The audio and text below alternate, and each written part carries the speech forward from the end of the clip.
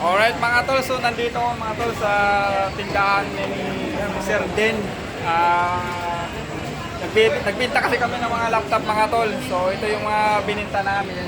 So, for disposal naman mga tol ha. Pero ito, si Sir Den, kung mayroon kayong gustong ibinta nyo rin ng mga bagay-bagay na laptop o ano, punta kayo dito sa Pinakamura natin laptop.